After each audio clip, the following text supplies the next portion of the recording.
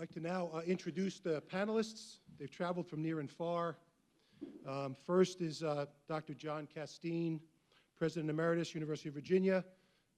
Dr. Casteen served as Professor of English and at the University of Virginia from 1990 to 2010.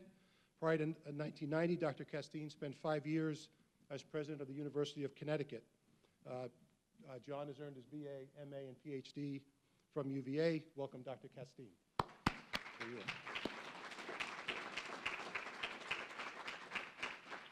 Second guest is Dr. Jean Crume, President of Judson University. Jean is a graduate of the Curry School Higher Ed program in 2000 and was named Judson University's president in 2013. Prior to taking the helm at Judson, Jean was Executive Vice President of Midland Lutheran College and Executive Director of the Alumni Association at Western Kentucky University. Welcome back, Dr. Crume. Third member of the panel, Dr. Ann Gora, President Emeritus, Ball State University and Chancellor, University of Massachusetts at Boston. Ann Gora has 40 years of experience in higher ed as a higher ed executive.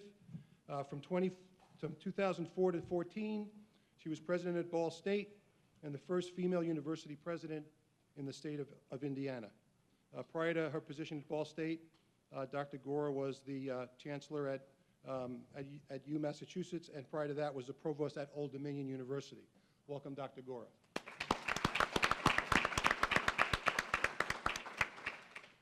Dr. Jay Lemmons, the next panelist, a 1991 graduate of the Curry School Higher Ed program, has been the president of Susquehanna University since February of 2001. Prior to his role at Susquehanna, Jay worked in admissions and student affairs and was an assistant to UVA Presidents Casteen and O'Neill, and was appointed by Dr. Casteen as Chancellor at UVA College at Wise in 1992. Welcome back, Dr. Lemmons. And the fifth panelist is Dr. Charles Steger, President Emeritus, Virginia Tech. Dr. Steger received his undergrad, grad, and doctoral degrees at Virginia Tech and was named as 15th president in 2000. Dr. Steger served at nearly every level, from academic department head to college dean to vice president and finally president. Let's welcome Dr. Steger.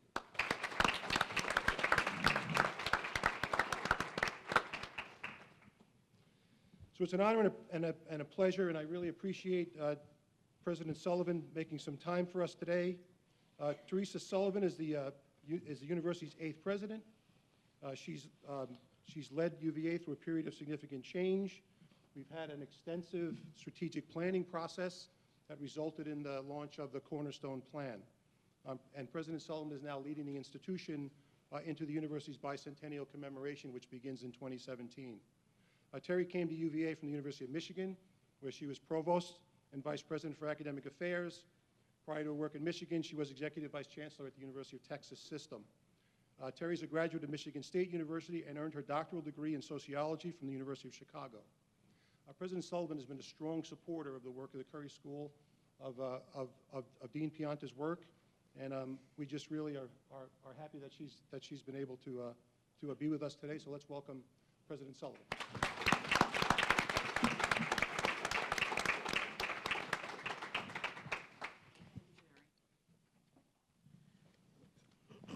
Well, good afternoon, everyone, and welcome. I'm pleased to welcome you to this presidential panel focused on higher education. And to all the UVA alumni who are in town for homecomings, a warm welcome back. We're glad you're here and glad you're spending this weekend beginning it here at this panel session. So I also want to recognize and welcome a few people. We've already heard that the Curry School Foundation Board of Directors is here, but I particularly want to mention Board Chair Paulette Katzenbach. The Curry faculty and students, and particularly the higher education students, because one of you someday may sit on a presidential panel yourself. And I want to recognize and thank all the donors who support the Curry School and the university. Excellence in higher education depends more and more on private support.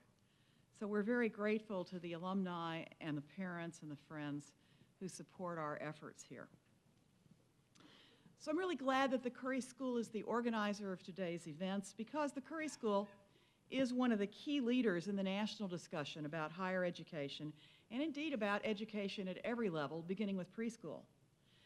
This school sets a high standard in research and teaching, and it's home to the highly ranked higher education program, which offers the EDD, MED, and PhD degrees. Curry's instructional program gives college and university leaders the opportunity to explore practices and policies in higher education, to analyze current issues and programs, and to think critically about institutional priorities and commitments. I congratulate Dean Pianta, whose own work I greatly admire, and also the Curry faculty, staff, and students on the success of these programs. So the title of today's panel discussion is Disruption in Higher Education. And the Latin root comes from a word which means broken. But we don't mean the word disruption necessarily in a negative sense. We mean it in a positive sense. We mean radical change and innovation, but based on the search for new and groundbreaking ways of doing things. UVA has many traditions, but perhaps one of our strongest is the tradition of innovation. Nearly 200 years ago, Thomas Jefferson created an entirely new kind of university, and that innovative spirit continues to animate and to motivate us today. As we approach UVA's bicentennial and we look forward to our third century, we want to examine ourselves in the larger context of American and global higher education. We know we can draw lessons from what other leaders in higher education have done to foster disruptions in their own schools. In my own case, I've been fortunate to have a number of leading presidents with whom I was fortunate to work and whose actions I studied closely, starting with Clifton Wharton at Michigan State when I was his undergraduate intern, and including other luminaries such as Robert Berdahl, Mark Udoff, Mary Sue Coleman. I was fortunate with all of them to learn a great deal about the problems they faced and the principles and practices they brought to face them. And then when I came to Virginia, I had the opportunity to be coached by Charles Steger and by John Casteen, who understood some of the particularities that you encounter in any space that has its own history and its own traditions and its own governance structure.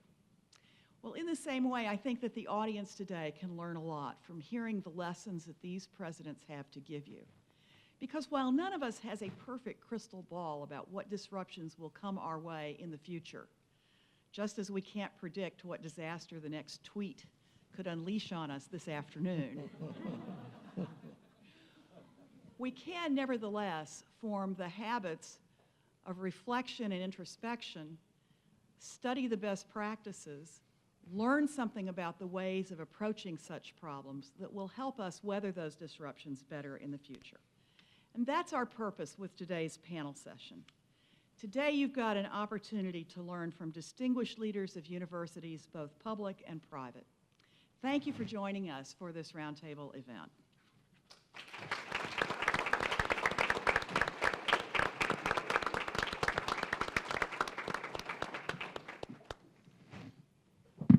Thanks, President Sullivan. I just want to frame the format for today's discussion. So there'll be questions that will be asked of each panelist. Dean Pianta will tee those up. After the responses, Dean Pianta will tee up a redirect to one of the other panelists. While those questions and responses are going on, if the audience has any questions that they'd like us to field, that's the pencil and index card that's on your chair. If you fill out your question and just hold it up, one of the student ushers will pick up those cards, bring them up to the front, and I'll pass them over to Bob, who can tee up those questions. Just a couple of insights on today. Terry, I agree with you that disruption in the context of change is not really meant as a negative. Clay Christensen, a professor at Harvard, talked about this as a time of fundamental change, where the basic operating principles of an industry change. And so you think about what kinds of activities are disrupting higher education, and things like online delivery and classroom technologies, and the steady reduction in state funding and this flipping of the funding model. And also there's just this diversification of our communities in the classroom. And so while there's a disruptive environment, Christensen and his colleagues talk very positively about it. And the argument that Christensen and his colleagues make is that the strength of these institutions are its professors and its professoriate. And he's leaving it up to us to figure this out. And so that's the challenge today. I was at an event 6 months or so ago, and Provost Katsouleas mentioned that there's something very special happening in our classrooms at UVA. He said that UVA is the great 21st century public university experiment. The question we need to be able to ask ourselves and be honest about is how can we do the things that we do best, in our case, face-to-face instruction at scale? And technologies and these topics start to weave into that. So that's all I'm going to give away on the topic. I want to take a moment to introduce Dean Pianta. Bob is the Dean of the Curry School. He's the Novartis Professor of Education, founding director of the Curry School's Center for Advanced Study and Teaching and Learning, CASTLE to us Curry insiders. He's a professor of psychology at the college and director of the National Center for Research in Early Childhood Education. Bob joined the faculty at UVA in 1986 and has been Dean of the Curry School since 2007. He's a nationally recognized expert in early childhood ed and K through 12. It's my pleasure to introduce my boss, Dean Bob Pianta.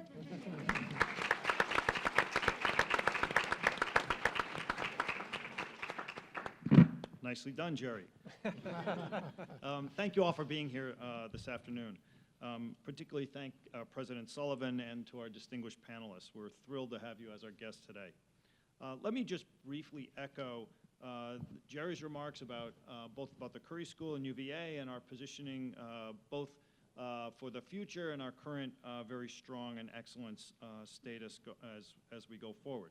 I think Terry's remarks about the university and higher education's role in solving problems, not just on the higher ed side, but also on K-12, and our role in society more broadly are really important to remember.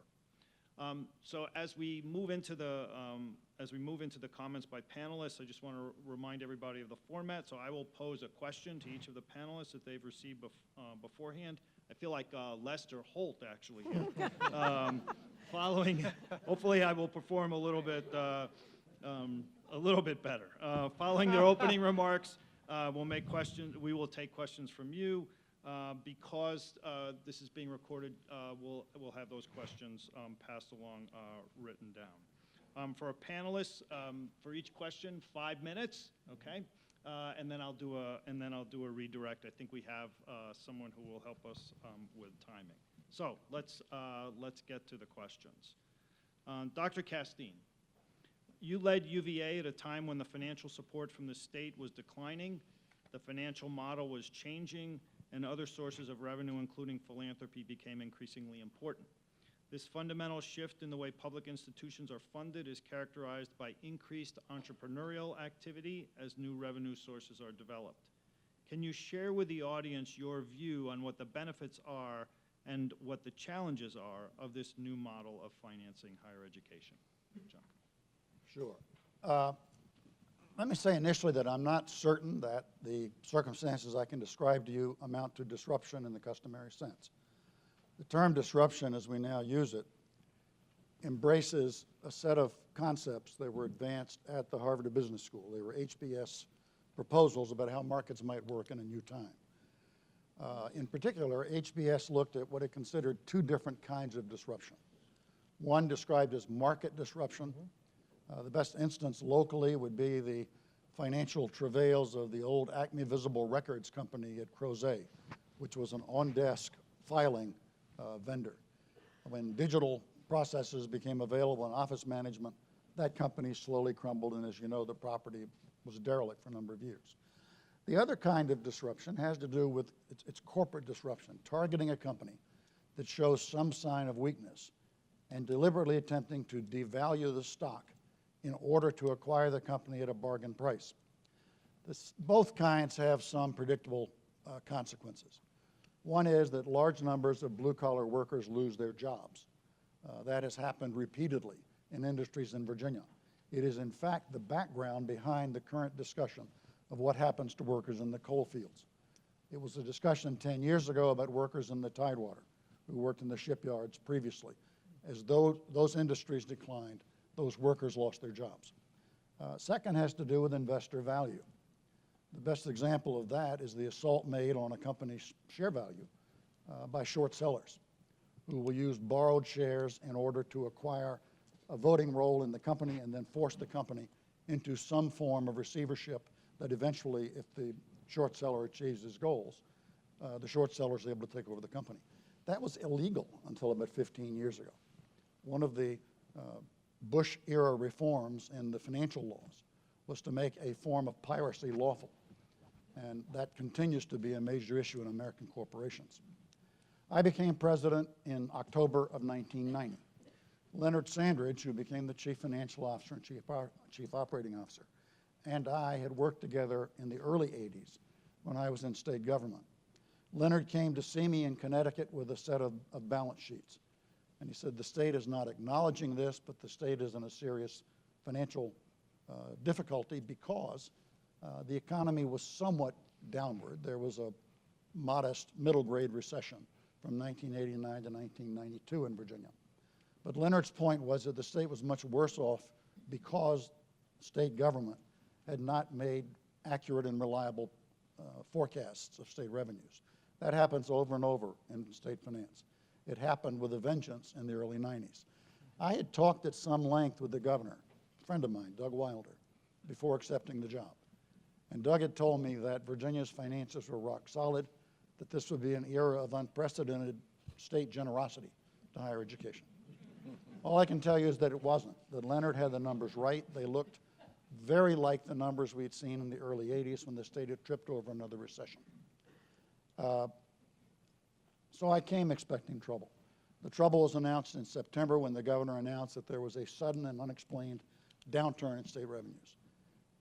Most of the cost of dealing with that downturn came out of higher education, hospitals, and the state's transportation budget. Those three sectors carried the rest of the state.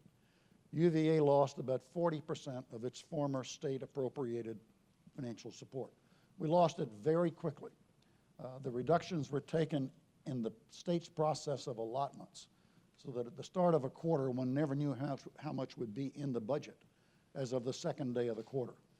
And we had to deal with another kind of piracy, in which state agencies of other kinds were protecting their budgets by making claims on the state treasury, and the claims were being paid out of higher education. Leonard and I had made a judgment early that if this happened, there was no predictable way to get the money back. Because what happens during a recession in state finance is that new priorities capture the returning money as the recession begins to end. And that happened in that recession. Consequently, by the winter of 1990-91, we were working on what we considered to be a great capital campaign. With hindsight, it looks fairly modest. We raised something under $1.5 million in the course of that effort. But we were targeting money that could be put into endowment funds and that could be used to cover salary accounts, because our big expenditure object was salaries. What I can tell you about it is that with a tremendous amount of dedicated work by a lot of UVA people, alumni, board members, our employees, we succeeded in raising extraordinary amounts of money over the course of the campaign. Much of it went into the schools. One of our goals was to try to strengthen our deans at a time when it looked as though the dean's capacity to govern internal finances was about to evaporate. It did not here. The deans were heroic in the way they learned how to manage their assets. By about 1996, most of the states, in fact all but two, we in Mississippi, had restored the money that was taken out of the higher ed budgets in 1990-91. It was just gone in Virginia. As a result, UVA's share from the state had gone from something like 28% of the budget, including the research funds, which skew the numbers. The calculations can get very strange. But in any event, including research funding, about 28% in general fund appropriations, tax appropriations from the state. Same thing happened again in about 2001-2. We have twice had recessions resulting in shortfalls in state revenue that a new governor did not know from the preceding governor. When Governor Dalton left office, there was an unacknowledged deficit of about $1 billion. Deficits are unlawful in Virginia. A governor or any other official responsible for a budget must reconcile the budget at the end of each quarter. In the early 80s, when I was in state government, we operated in crisis mode because we could not find the money to pay our bills. It happened again when Governor Gilmore left office, but this time it was $4 billion. And Governor Warner, in the early months of his tenure, went through and took money from the agencies. He told us it was coming. He gave us early warning of what we needed to do. By 1998, our salary accounts were fundamentally safe for that time. You're never safe with salary accounts. It's such a big piece of the budget. But we were fairly safe. So when the governor approached us and said, we need something like $40 million out of your budget, candidly, we kind of shrugged and said, we knew you were coming. And the allotment was reduced, and we moved forward from that time. By 2004, there was general agreement in the General Assembly that we did a better job of managing our budget affairs than the state could do for us in purchasing and real estate leases and personnel management and so on. And in 2005-06, with the governor's support, the General Assembly passed a new operating statute describing what could be done with state approvals in advance. Here at Virginia Tech, at a couple of other institutions. At William & Mary had some of the authority. President Sullivan would be the better expert on what that is now, because it's been a long time since I worked on that. But the model was a distinctive one. It did not give up the state's claim on public universities. What it did was empower us to take certain kinds of responsibility. We took every authority that the legislation offered. We worked out the deals with state agencies to decouple from their operations. That kind of saving is combined, obviously, with the tuition fund, which was creeping up through the first decade of this century, and the growing revenue from the first two capital funds campaigns. The president's now working on a much larger project that has to do with the bicentenary. But in any event, that's how we did it. Mm-hmm. It required powerful financial management, deans who could learn how to run their own affairs and would do it, deans with backbones. Determination that whatever disruption might mean in a university, it was not going to involve the transfer of net negative or zero value to whoever our stakeholders might be, whether faculty members or alumni or students. We were determined to sustain the value of the institution itself. We spelled out those principles. If you were on faculty in those days, you heard them in Senate meetings and so on. We were very honest that this was what is now often described as an existential threat. We could have been depleted financially. I think President Sullivan would tell you that we're not, that we learned how to manage our affairs, and the arrangements with the state, in the end, turned out to be structurally sound. That surprised me. When we started that process, I thought, here goes another kind of disruption that we can't deal with, but it didn't happen. Valiant legislators, names you know from the newspapers, bellied up and said, yes, we're going to do our piece of this. I see Peg here. The state council was a great backer as we went through that process. We found a kind of unanimity about protecting the rest of the state budget and allowing institutions that would stand on the bases allowed in that law to do so. Bob, I think that covers the topic. Thank you, John. Joanne, any comments on the financial just sort of perhaps a broader perspective, because John has given a great case study of what happened at UVA.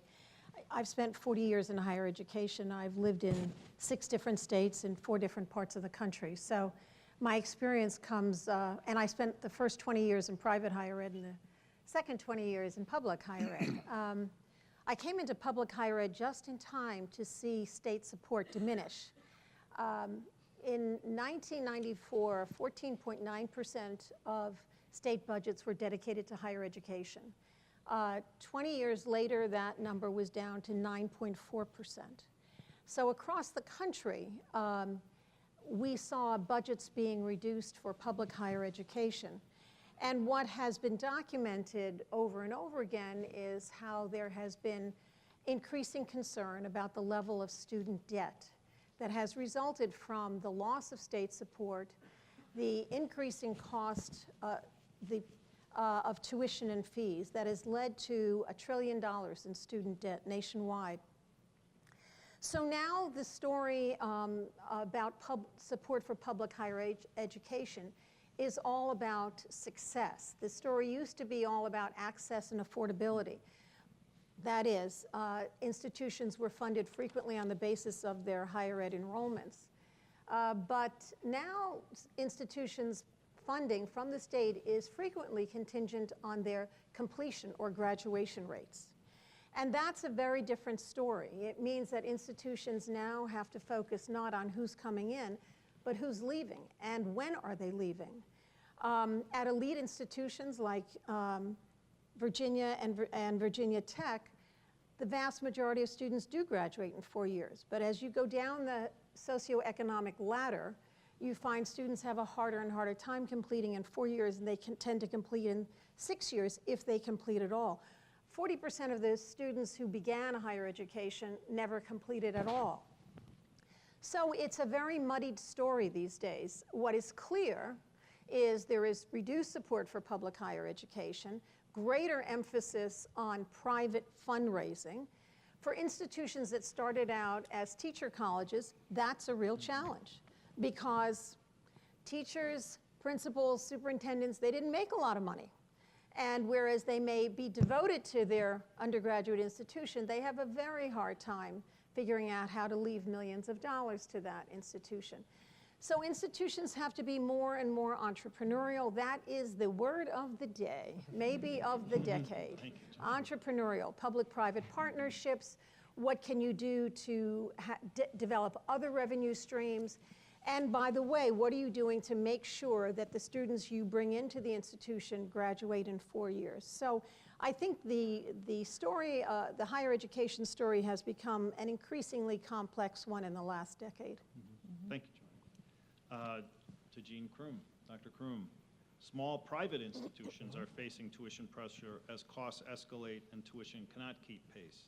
As the president of a small private university, are there unique challenges you have faced as you look to fill the revenue gap with increasing levels of support from alumni and non-alumni to achieve the strategic goals of your university?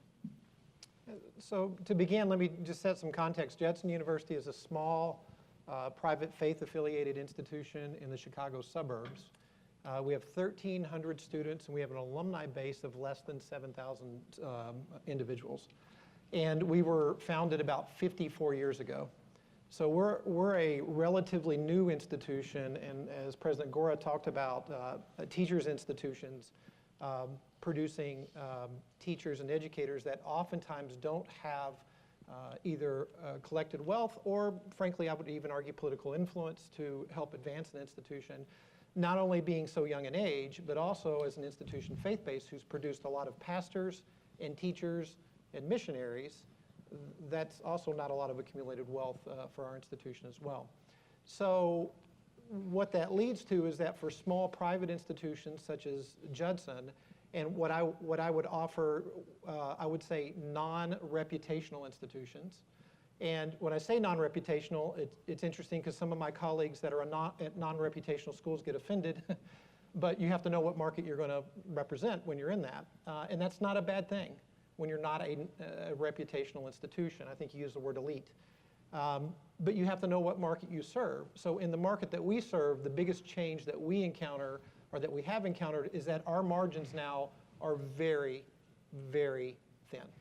Meaning that the capital that we have for entrepreneurial activity is we better get it right, or it could bankrupt a significant part of the institution, if not the entire institution.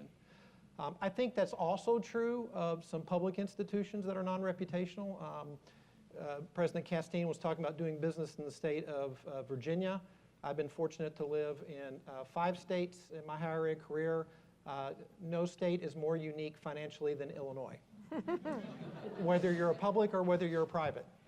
Unique financially and unique politically in terms of trying to do business there. And I think when you look at the public example of Chicago State University in Illinois, where that institution has been on a decline for at least 10 years, for a variety of reasons, their margin's very thin. And even at that public institution, that thin margin, they just did not have the political clout or capital to be as entrepreneurial as maybe some other institutions in our state. So within margins, then you better get it right when you implement new programs. So you better know what the market is. We're fortunate in the faith-based higher education community that we tend to let schools like Notre Dame, Wheaton, Moody Bible Institute, Azusa Pacific, we let them blaze the trail. And then our job is to be an early adapter. So I think that's the entrepreneurial bent that we have, is that manage our capital well, make sure that we stay financially viable, but as ideas come to the marketplace, adapt them as quickly as we can. A great example of that for us is that there are over roughly 100 schools in the United States now that have educational programs for people that are differently intellectually abled. Primarily individuals that have Down syndrome or autism. That's the majority of that student market. And so we're launching our program this coming fall, but we're doing it with our uniqueness of making it a 2-year program that's residential, that also reflects our faith identity.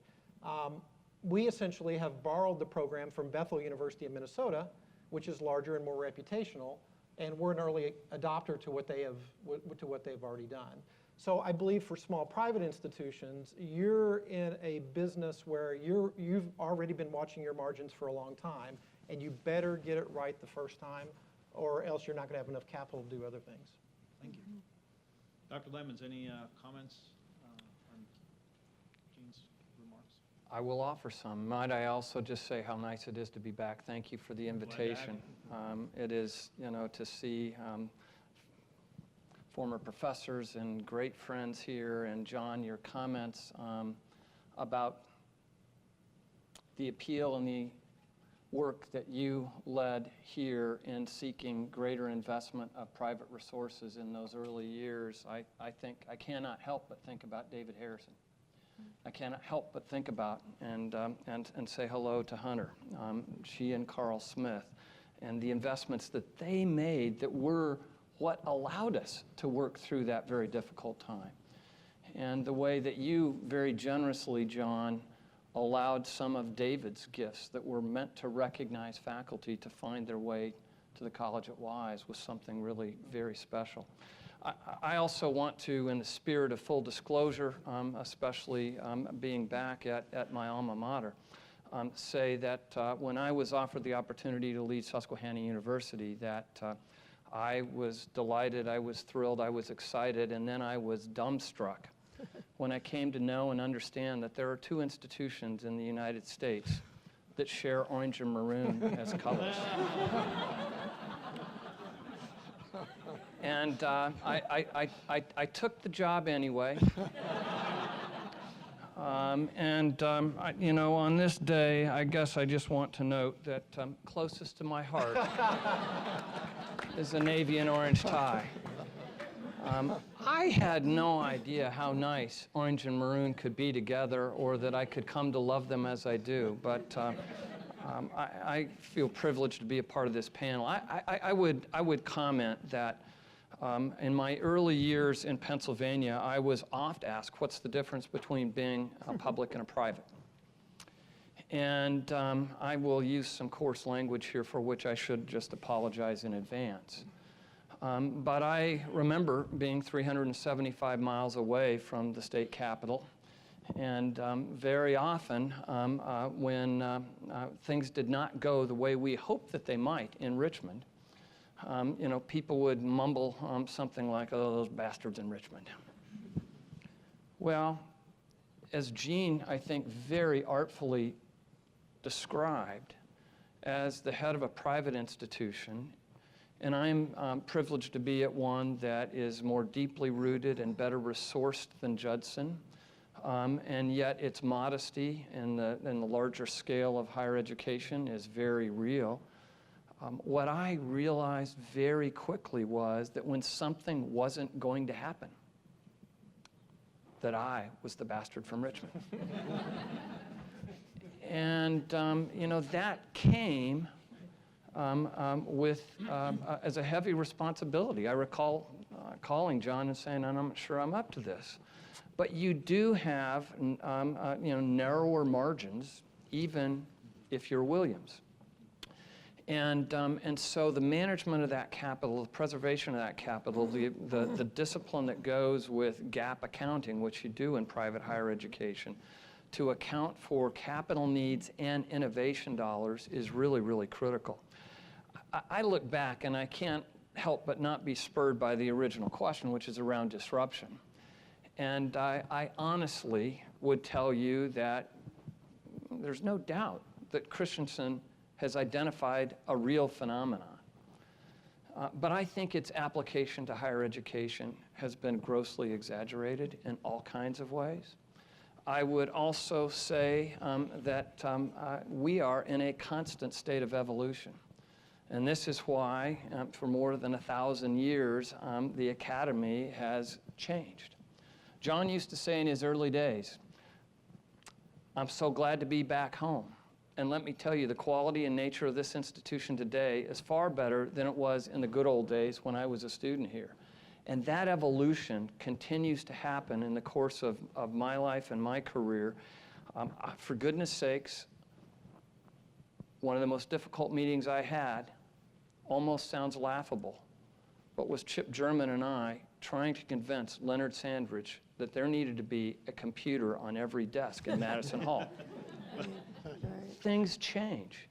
We evolve, Darwinian principles apply, and you better continue to find ways of embracing change and innovation to be able to evolve and prosper and adapt. But I think Christensen overstates the case with regard to higher education. We are, at the end of the day, highly conservative institutions. Thanks. We're going to shift the topic a little bit to Dr. Gora. Dr. Gora, the demographics in the United States are shifting. Minority groups of the 1990s are becoming the majority, and demand for post-secondary study is at an all-time high for both students of traditional and non-traditional ages as well. For-profit and certificate-based providers are becoming more the norm than the outliers.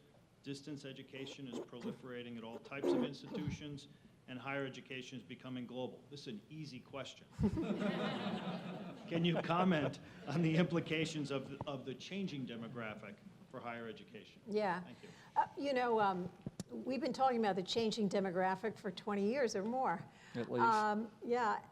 In truth, higher education is more female, more diverse, but not older.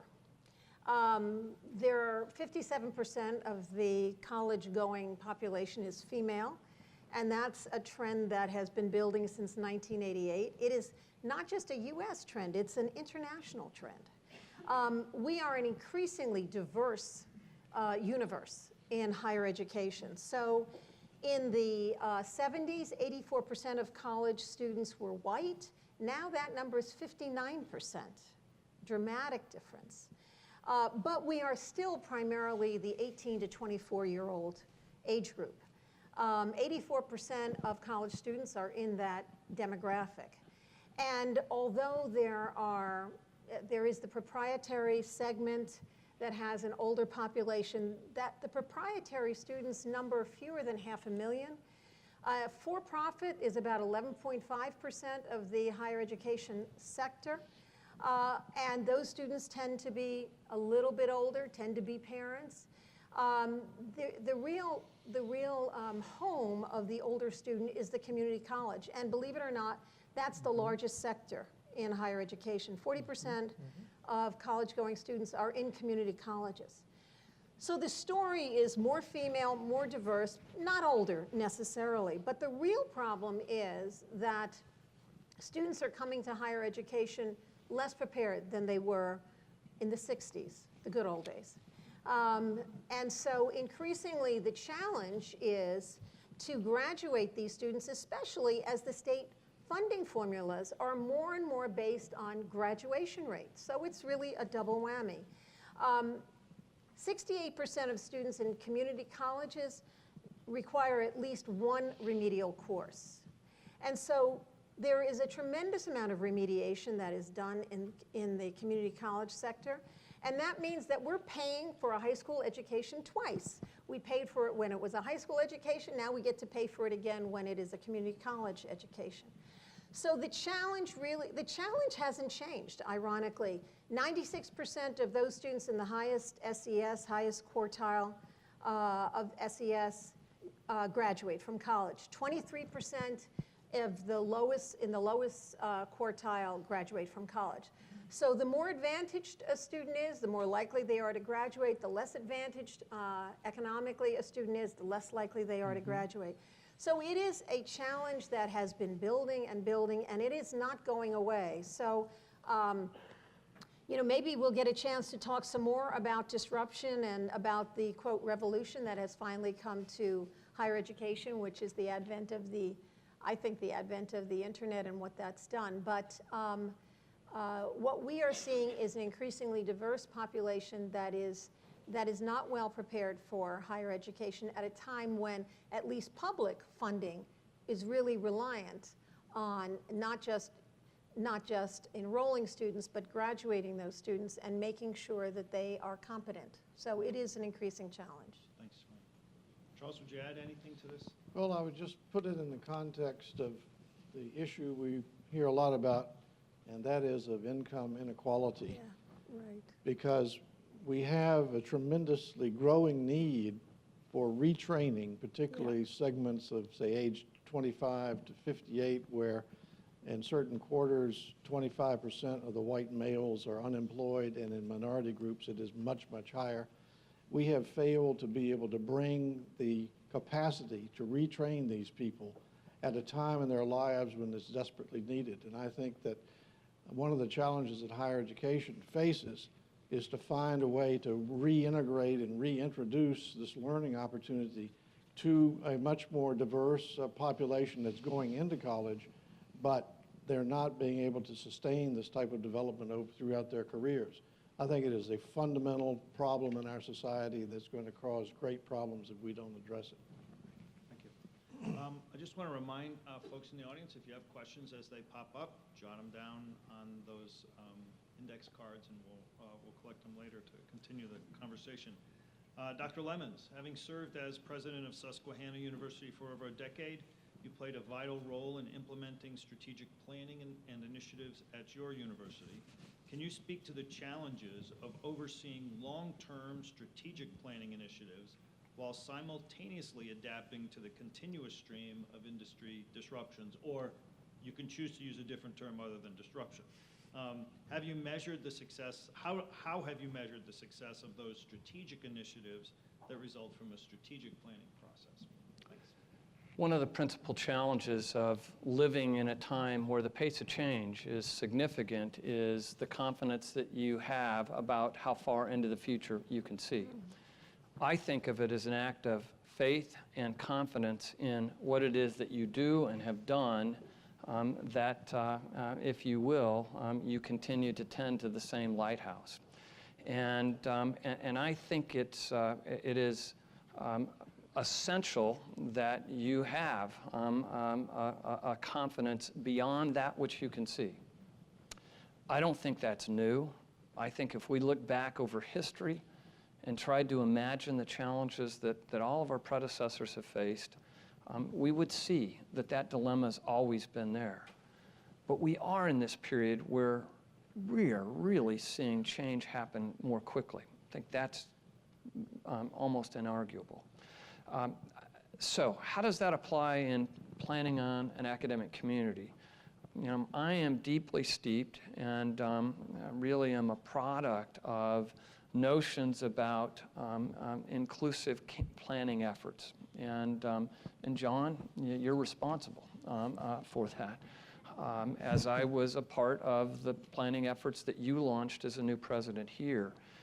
And I would say that Rich Morrill has been another extraordinary teacher for me. Rich often says the president's role is to engage people in planning, to listen well, to try and find the nuggets that emerge out of the collective gifts of a community, an academic community, then to try and distill them into some sort of coherent plan, and to take that story on the road and to find people who will invest in it.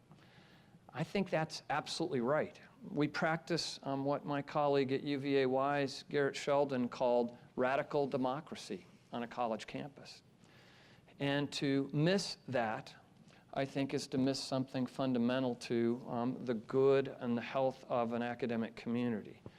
And that is that there are very few places and very few individuals where a singular vision is the best one for an institution, or a successful one in moving it forward.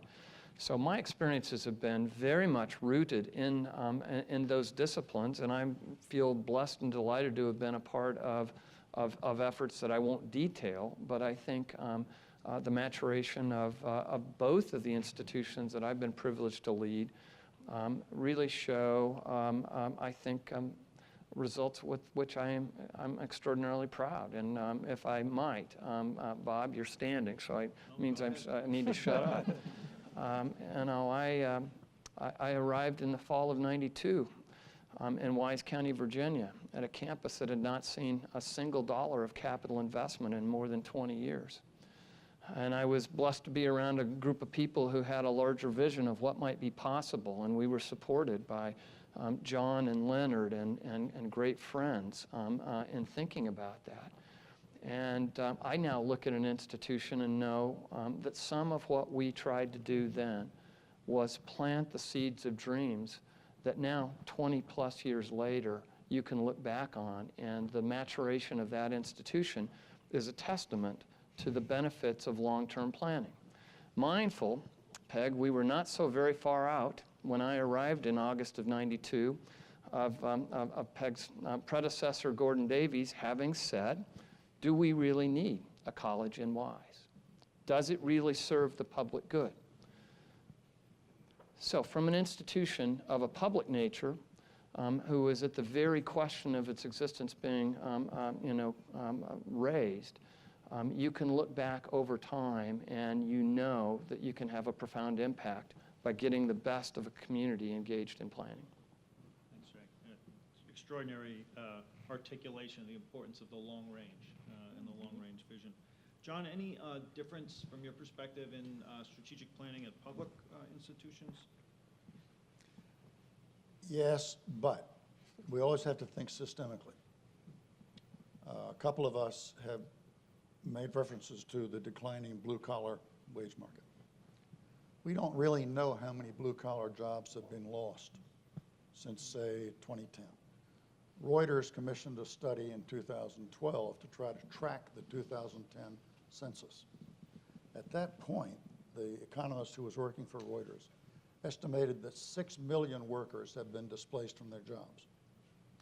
Now, we have known forever that the best way to move a student through a high school is to give that student a rigorous and vigorous program in the fundamental areas of learning.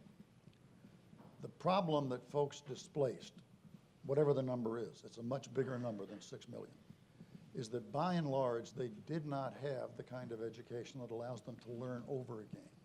They have to go down the wage scale or out of the wage scale as a result of this disruption. That's the story of the coal mining regions. A number of people who have been active in that region, Bill Crutchfield, for example, have tried to create other kinds of jobs there. There are people there who want those jobs. They qualify. They do a superb job. But there are also people who cannot, on the basis of the educations we have given them, do it. That's where I think the real disruption is. We have a population of vulnerable people whose futures are disrupted or destroyed by virtue of the fact that we are not giving them in K-12 education the education required to adapt, to change over a lifetime. I finished graduate school in 1970. That's a long time ago. I finished high school in 1961. That's a much longer time ago. Observation about my high school cohort. The girls in my class have stayed in school almost perpetually. The boys have not. The girls have PhDs and feels that they have learned how to develop and use their professions. All sorts of different things. The boys have not. We have not figured out how to pull together our culture. I heard probably the most powerful and intelligent political address I've ever heard on the radio a coming over today. Mrs. Obama was speaking in New Hampshire, and she was talking about girls and women in our culture. The speech literally moved me to tears in my car. It was an amazing description of where we are and where we have to go. But it's also a characterization of change in our system that's occurred since about 1960. Ernie Earn had to oversee the process of co-educating UVA. Can you imagine that in your memory and mind, this place was a boys' college? That in your memory and mind, this place operated at such a low standard of expectation that most of our students didn't plan to graduate. That revolution is ongoing. And Mrs. Obama's speech today simply, it did an extraordinary job of assessing the accumulated cost of where we were a generation ago. I'd recommend it. It's a spectacular speech on disruption in the culture and her proposals about how to pull it back together. Bob, if I might, in a way, I think the significant disruptor that really goes back to the period of time, John, that you began in the first question, 1990, is across almost all income bands, family income is flat. And it is a larger macroeconomic challenge that has challenged the states, and then coupled with globalization and the effects of it, and increasing competition that have created the circumstances for higher education to have to be more nimble and to embrace and enabled by some extraordinary technological advances. But systemically, we haven't done the job. Yeah. We should be ashamed of what happens between the 8th grade and, say, the 16th grade in Well, our system. I'm struck, in the other points that were made. I think Joanne made this point also. I work at the younger age level of this, and I watch as states. I think the smarter states are taking very wise and long views to how they're analyzing the needs of their population from the time they're born to the time they exit what we hope will be higher ed in their early 20s. And I think the states who don't do that, particularly from the public side, are going to be always looking to fill these gaps and not operating strategically. Let me shift a question to Dr. Steger. Charles, critics say that the current model of higher education is antiquated and that online delivery and the availability of low-cost communications are disrupting the industry.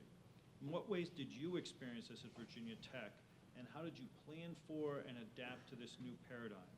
And what is the future of online education for elite public universities? Okay. Let me tell you one little story. Every year we give out something called the Common Book. Every freshman gets the same book to read and whatever else. And I was invited to give a seminar on the Common Book with a group of our honors students. And the book was titled Einstein's Dreams. And each chapter dealt with one different conception of time. And so we talked about it a little bit. And finally, I asked them, I said, if you had just 1 hour left to live on this earth, what would you do? And I got a few answers, and finally one young lady raised her hand and she said, I'd like to spend that time in your class in urban systems dynamics. That was a class I actually taught. So I said, well, I'm flattered by that, but why on earth would you want to do that? And she said, because I've heard that every moment in your class seems like an eternity.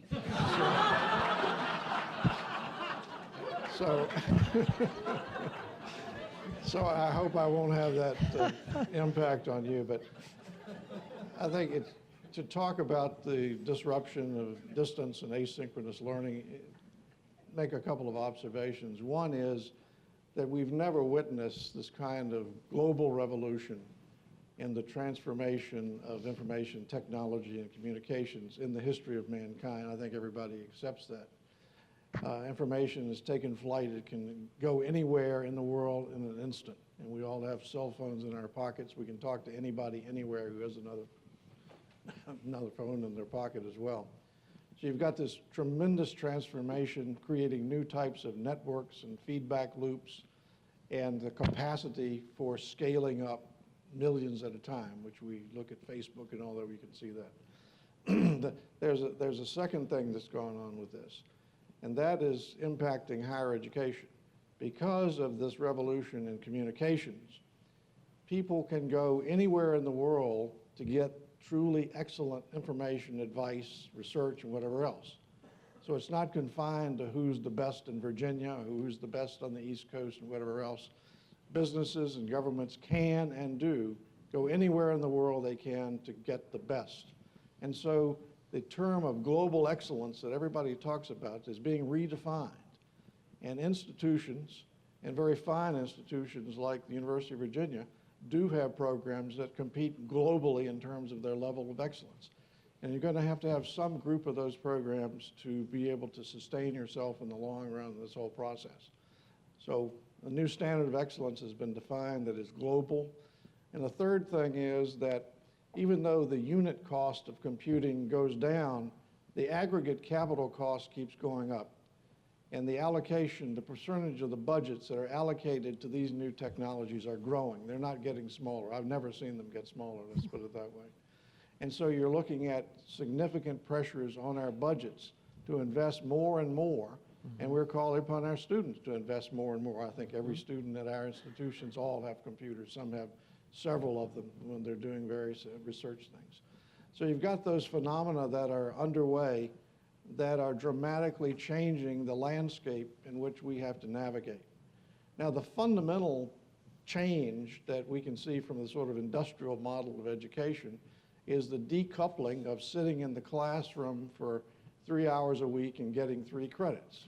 We've broken that model. But a point that was made earlier that I think is important to re-emphasize is that even though you can say the model may have been broken, not all of it's broken.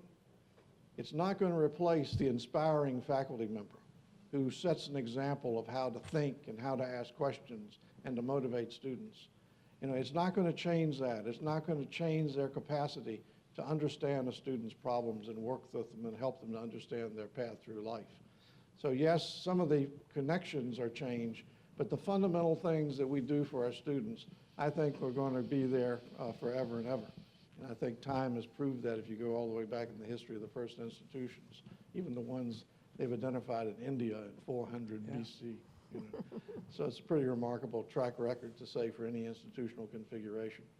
Now, what has happened is the changes in communications and the asynchronous and distance learning have made possible the capacity to better introduce new types of pedagogical models. So just sitting in the classroom and sort of rote learning and listening to the professor lecture and whatever else, which works well for certain subjects. There are other ways of doing it. One particular that I think is very important for undergraduates, and many places are putting an emphasis on undergraduate research. And what it's really doing is getting the students in the midst of an experiential learning model. And it's a new way of learning and immersing yourselves in information, and new types of thinking and understanding emerge from that. We're all made up of pretty complicated dimensions of our intellect. They evolve and grow at different rates in different people. The leaders of tomorrow that we are educating today are going to need all of those skills to develop their sense of values, their insights, and their judgment, as well as high competence in their profession. And so we're going to have to use these new technologies to enhance our capacity to develop new pedagogical models that enhance the evolution of the intellects that all of our students have and can perform marvelously when they're given the chance to do so. Now, there's some things possible that haven't ever been possible before. I'll give you just one example. In our mechanical engineering program at Tech, we run a studio symposium course with a university in Germany and one in China and one in Blacksburg, and they meet in real time together. They take turns of who gets up in the middle of the night and all this sort of thing. And they work collaboratively on projects. In fact, I was in, the one in Germany is in Darmstadt. I was in Darmstadt and I participated in the seminar with the one back on our campus. These things were never before possible, but they help us to develop new types of team building skills, new understandings of culture, new ways of thinking and reasoning, and I think they're going to be a tremendous advantage. So I would agree with what was said, is that I don't view it as disruption per se. I think it's evolution and augmentation of the tools that we already have. And my feeling about what's going to happen to the major public institutions, I think we will adjust, and we will adjust wisely. Everybody first thought when the MOOCs came out that we'd all be put out of business, you know. But in fact, only 4% of the people who enroll in those classes ever finished them. And you run into great difficulty in even certifying who took them. Doesn't mean they're bad. They can be very, very useful at different points in time. But I think it's not going to replace the traditional faculty-student relationship and the learning environment and the ecosystem that's created on the campuses of our major institutions.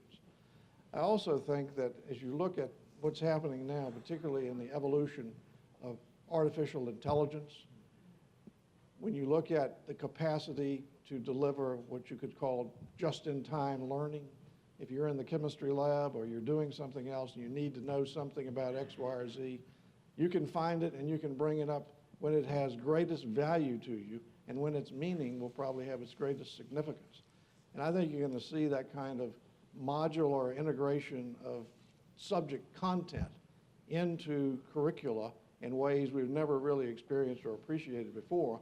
And I think you're going to see the evolution of the development of artificial intelligence models, which will help guide our students and shape the inquiry and help them make greater progress in discovery of what they're doing. So I view it as a remarkable time to be alive. I think it's tremendous what is possible.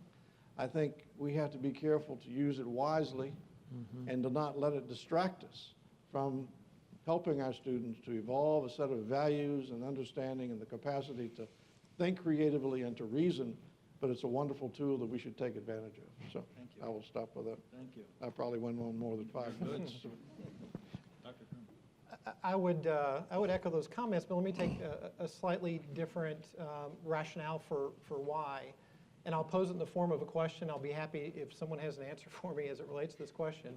And the question is this: I cannot think of another country that educates as many people as the United States does, from as many diverse backgrounds as this country educates people, and with as coherent and cohesive a system as we have, albeit as flawed as it is, but accounting standards are accounting standards, architecture standards are what architecture standards, engineering are engineering standards. So in that description, what I would say is that we have a tremendous resource that we have developed for hundreds of years. And I think there's a moral obligation that we continue to make it better and stronger and more accessible to more people.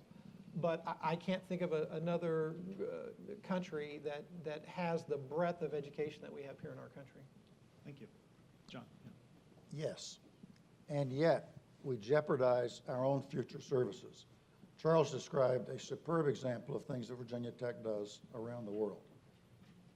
If you've been a faculty member here, you know that we don't do those things, that we have been very slow and often destructive about our approaches to global collaborations. The land-grant universities have been the leaders in the American enterprise that's global. And it is as though within our system, we have this superb model. We know where we're supposed to go. And yet, our premier private institutions are only dabbling in global activities. Our major publics, places like Michigan, are very much involved. We are only modestly involved. And we have been able to deceive ourselves into believing that sending undergraduates to Paris for 3 months is the same as an international program. It is not. Virginia Tech has that right. We have not gotten it right. And we haven't gotten it right for all of my life. It's nothing recent. You can see where you need to go. The future is out there. And we need to have the institutional traction and the willpower to go there. The land grants have the culture and the budget models that make this possible. Ohio State, UConn, far ahead of our traditional institutions at the top of the ladder. We've got it wrong, just as we've gotten it wrong about children in the 8th grade. Good point, John. Just one add-on to what Charlie said. You know, if there is a revolution that has come to higher education, it is the advent of the internet and what that makes possible. And although there's a lot of conversation about online courses and about MOOCs and all that, and as Charlie said, MOOCs, you know, which began in about 2008 with great expectations, have actually 4% graduation rate. So they're in their current format, they're not the answer, although there are new formats developing that I think will serve many diverse populations. But the way the internet really can transform and disrupt higher education is that no longer is the faculty member the only reservoir of information. No longer does a student have to wait for office hours to find an answer to his or her question. So the internet makes information available to anyone at any time, in any place. And so that should change what we are doing in our classrooms. And not just in the engineering programs, it should change the college classroom so that what faculty members are challenging students to do is not just acquire information, but learn how to use it to solve problems and take action. You learn how to use information to really address issues. And they should have clients. Those clients should be their community partners, and they can be nonprofits or for-profits or communities. All of those institutions and organizations have problems.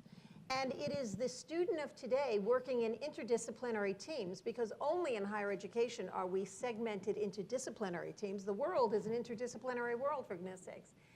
So it is gathering students together in interdisciplinary teams to address community-based issues that I think is the greatest challenge going forward. And for 10 years, I led a public university, Ball State University, whose probably best known claim to fame, other than beating UVA in football in 2013, is being the alma mater for David Letterman. But what really should be its claim to fame is that it has made community-based projects as the core of its core curriculum for now more than 10 years. So that every student at some point in their college career is involved in an interdisciplinary team addressing some kind of community-based issue, whether it's a problem that has been brought to them by a for-profit, a not-for-profit, or a community.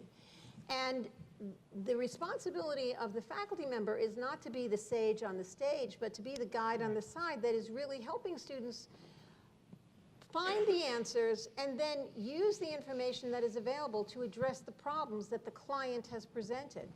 This is a different way. This is not the flipped classroom that has a dollop of internet component. This is really using the internet to change the model of what we do in a 21st century classroom. And I really think that's the future. And that's where the creative disruption, I think, is going to take place. I think that's really true. Thanks. So we now are going to shift to some questions from the audience. I'll try to deliver them quickly to you and have you respond. I think I'll just target this to individuals, and then if somebody else wants to hop in, great. But we have a lot of questions, so and the first one is an important one. So as student bodies diversify, more women, minorities, et cetera, are flowing in. Can you speak to how the diversity of higher education administration, like presidents, can and should proceed? So I'm going to ask Jean to respond to that. I think that's a great question. I was at a professional meeting of college presidents of one of our national organizations, and they asked the question of how many minorities other than gender were college presidents. And there were 3 in the nation. And that was fairly astounding to the people in the room. So I think it's a critical question. What I'm finding is I'm encouraging individuals to look at higher education administration, and especially individuals that bring diverse perspectives to that, is that some individuals just don't want to pursue the administrative route for a variety of reasons, but most of it was that they are focused on their track and their career and moving into the type of leadership roles with the pressure and demands. It's not that they don't have the capacity or desire. They see they can affect change greater from other areas in which they serve. And so I think it's a huge need, and I think that gap is only going to grow larger and larger if we don't create more intentional programs to help close it. We've tried, and I would argue some of the programs that we've tried, whether it's the Lutheran schools with the Thrivent Fellows program to grow administrators, whether it's with the ACE Fellows program. It's just we're not finding something in the model that truly provides a track into senior leadership positions. The other part, too, that I think is incredibly important, and that is, and we share this at our institution, and that is, I think the search process in American higher education is sometimes really skewed because we believe that we have to have an open search for every single position. And when your need is diversity, go find amazing people that also bring diversity to your institution and recruit them and extend an invitation rather than put up the machinations of a search. So, because that sends an entirely different message to your campus community. It says, this is important, we're going to invest in it, we're going to invite people into our community and make a difference in our community by doing it that way rather than the old structure that we've had in the past. Great point. He's absolutely right. This is the largest enterprise in Virginia that has no mechanism to plan successions to its presidency. It's crazy. Any company responsible to shareholders will have a succession planning model and know how to do exactly what was described here. We've been very fortunate. I'm a tremendous fan and backer of President Sullivan. But the truth is, having been hired here as president once, it was said of the Cavalier poets in the 17th century that their poetry was like poems written from falling off a horse. That's how you get to be president. You're there when the horse leaves you. It's a crazy system, and it's very, very dangerous. This is Terry's not here, but I can't ask her. This is about a $2.5 billion enterprise. This place has to generate $2.5 billion a year to stay in business. It's a crazy system. Yeah. It hurts us with regard to diversity.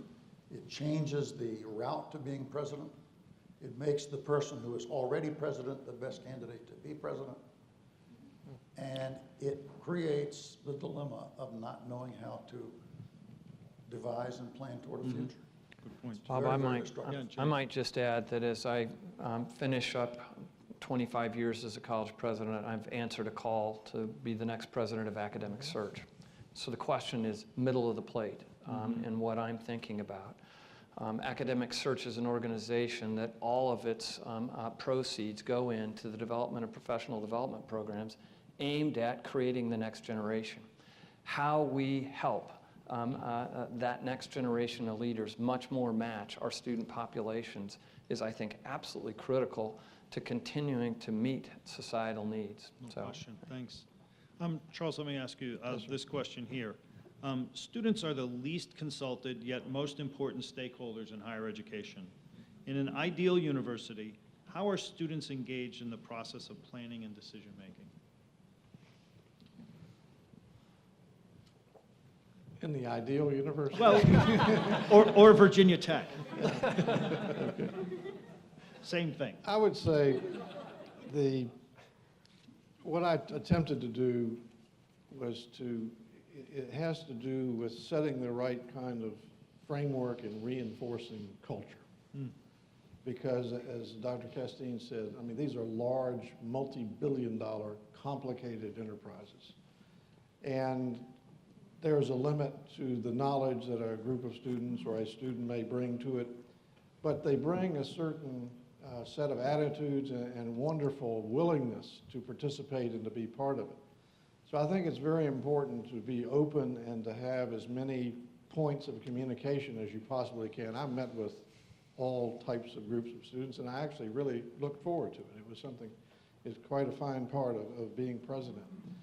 But what you have to establish is that it's okay for them to come up with ideas, no matter how far out they are, because some of them are really good that you would have never thought of. And secondly, there has to be mutual trust that you will make decisions. Sometimes you have to make very difficult decisions when the governor tells you you're going to lose 26% of your budget in a matter of a few months. So they have to trust you to do what's right. But you then have to trust them to use their powers of reasoning and understanding and share all the information. We were extremely transparent. I put it up on the slide, on the screen, everything. And anybody could ask about anything they wanted. Lots of people didn't agree. That's just the nature of the beast. You have some tough decisions to make. So in terms of formally engaging them in the process, yes, of course, we have student organizations on the strategic planning committees and all that sort of thing.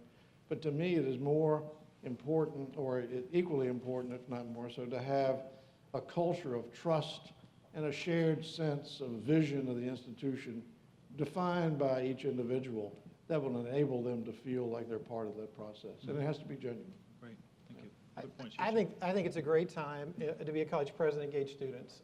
Whether it is good or more challenging than good, I don't know, but I'm extremely active on social media. And when we had a crisis on our campus where our main dining hall went down, I had students reaching out to me through direct messaging on Twitter concerned about their dietary restrictions and how our dining hall was producing on that. And so that allowed me to get our team in place and to fix what the problem was. So I think we have so many ways now to engage our students outside of the formal governance structures and to ask our students, what's going on? Is this working for you? Is this not working for you? The downside to that is you really have to sift through it. You really have to sift through what is a significant concern of a student, but it's an amazing time to be directly engaged with the students, whether it's on my Facebook page, which is a terrible place for a conversation, but a good place to get feedback, or whether it's on Twitter, or whether it's on Instagram, or LinkedIn. So I think in some ways, we've had this tremendous opportunity to converse with students in all these other formats that we haven't had before. Great point. Let me pitch this one to Joanne. You've been a variety of roles and experiences. The students in this audience today may be the leaders of higher education institutions 20 to 25 years from now. So using your crystal ball, what will be the major challenges they will face as leaders 2 or 3 decades from now? Well, Easy one. Aren't you glad that? yeah, you know, the University of California, I think it's the Cal State system, just enrolled its first minority-majority population. They brought in more Latino students than white students. And according to the National Center for Educational Statistics, there are now more minority students starting public education than there are white students. So the question that was earlier posed to me really is not just hypothetical anymore. The biggest challenge really will be educating a diverse population. And, you know, a subject matter that is in your bailiwick is, I don't know what has happened to, I don't know, 5 to 12? John said 8 to 16. I'm concerned about what has happened from the 5th grade to the 12th grade, because students are coming to, more and more students are coming to college. 75% of the students who graduate from high school enroll in college. And 40% of that age cohort attends college or enrolls in college. So that's great progress. And to, you know, to the comment made earlier by Jean, we probably have a higher percentage of that age population going to college than any other developed nation. But the challenge is they come in with such varied levels of preparation. And enabling those students to really be successful, I think, is the real challenge. You know, I don't think college is vocational training.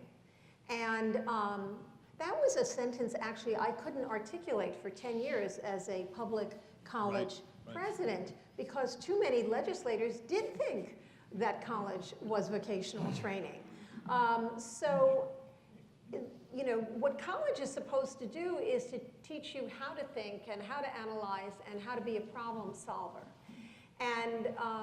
And that is the challenge now, and that is even more the challenge a decade from now. Because I don't know what the percentage is, but some significant percentage of jobs that will exist in the future don't exist now. And that is certainly what we have seen in our lifetime. And so you have to be prepared not for the jobs that people can identify now as the top 10 jobs. You have to be prepared for the jobs that nobody has thought of and the careers that are going to develop because of the needs of the workplace. So that, to me, is the ongoing challenge for colleges, how to prepare students for an uncertain future, where they will constantly be lifelong learners, and where they need to be very flexible and very adaptive, and to get back to that worn-out term, very entrepreneurial. Good points. So let's shift gears a little bit. I'm going to ask Jay to respond to this one. Here's a real disruption. What effect, if passed, would the Clinton-Sanders proposal to provide a tuition-free education for families earning less than $125,000 a year have on higher education? That is a great question. It's a tremendous question. Yeah. That's a disruptor. I happen to think that regardless of the outcome of the election, it has about zero chance of coming to be. In a state like mine, more than 50% of the baccalaureate degrees go to graduates of private institutions. The impacts on Pennsylvania would be just extraordinary. And I like the fact that there is a place for higher education in the rhetoric. I candidly regret that I believe that Mrs. Clinton felt pulled in the direction of Mr. Sanders' proposals. And I think that she was talking about some additional sorts of reform that could make, let's get back to it. And I think this is relevant to the last question. The American experiment in democracy will only persist and be successful if we have the educated citizens to make the democracy work. I think that's the principal work that we have today, and I think it'll be the principal work that we'll continue to be doing 30 years down the road.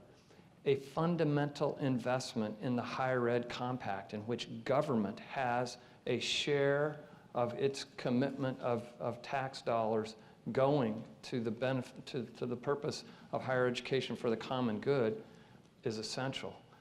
And I think, though, as Jean said, hard to know whether we have is a system or not, but we have an extraordinary diversity of institutions.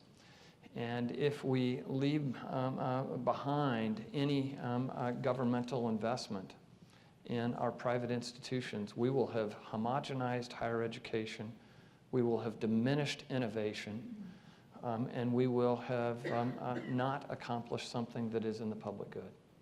Thanks. Are there any other comments on this? May I just make one observation? I think we have to look at the balance between, certainly we want college to be accessible and affordable, but with the monies coming from government comes greater control. Mm-hmm. And so if you're going to preserve these bastions of free thought, we need to think through very carefully how we do that, because any of us have seen the first thing some mid-level bureaucrat's going to do is they threaten to freeze your research dollars or this and that. And that's, I'm not making this up. This is real. So. Thank you. You know, the proportion of our GDP, the proportion of our total federal tax collections, and of several other measures of our economic scale, constructed as a ratio to the governmental expenditure on higher education, makes us the lowest investor in the developed world. Why? In part, we've always said, because we have this healthy system of private colleges. That's a phenomenon not experienced anywhere else in the world. Now trying to be replicated in many other parts of the world. Yeah, that's right. Oxford is a public university. The Agilonian in Warsaw, not Warsaw, is a public university. The great universities of the world are public entities. All of those different kinds of Chinese institutions are public. What we've missed is that the gross cost of maintaining the whole system gets misstated if what we do is ignore the private sector. Yeah. And I've worked on some of the privates that have been established elsewhere. I worked on them in Turkey. It can be done. Yeah. But even there, the assumption is that government supports the private colleges. And that's what we've missed. We don't ante up in the way that other developed nations do to provide the core cost of sustaining the system. Yeah, investing in students rather than institutions is the way government policy has largely, so it would be a complete shift of that. And look at the student loan business now. What a That's right. We have good evidence that investing in students has not worked out as a national policy. Joanne, did you want to add something? Yeah, I was just going to say that, this is a conversation that has been going on for a decade, that the cost of college is too high and that it continues to grow at a higher rate than inflation.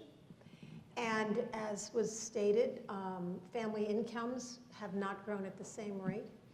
And there's an increasing, when I went to college in the 60s, a very small percentage of high school completers went to college, but that's not true anymore. 40% go on to college. So there's a democratization of higher education, which is a good thing, but there's an increasing demand that it be much more affordable than it currently is. And I think the day of reckoning is near. I agree with Jay that no matter who gets elected, I think that that's a proposal that's going to die in Congress, but the day of reckoning still is near. Joanne, it's not going to go to Congress in that form. George W. Bush, in his platform when he ran, had a national youth service program. Yeah. Every boy, every girl is to spend a year performing public service, as they do in Sweden and all sorts of other countries. Israel. I worked on the task force that was supposed to prepare his legislative proposal after he was elected. There was no way in the world to finance that. In the end, he was disappointed. He was sad. He was a kind of a noble guy. He wanted to do great things. I don't know the dollars and cents of Mrs. Clinton's proposal. I'd love it if she gets it. But I'd love it in part because that's the disruptor. If that legislation ever passes, we'll see we'll see the American system become much more a system. The distribution of costs and the benefits will become much more equal across the system. And after we go through a decade of churning and butting our heads on the walls and so on, we're going to discover that Bernie was right. That kind of system is what a developed nation has to have in our time. Great way to end. Everyone, help me thank our panelists.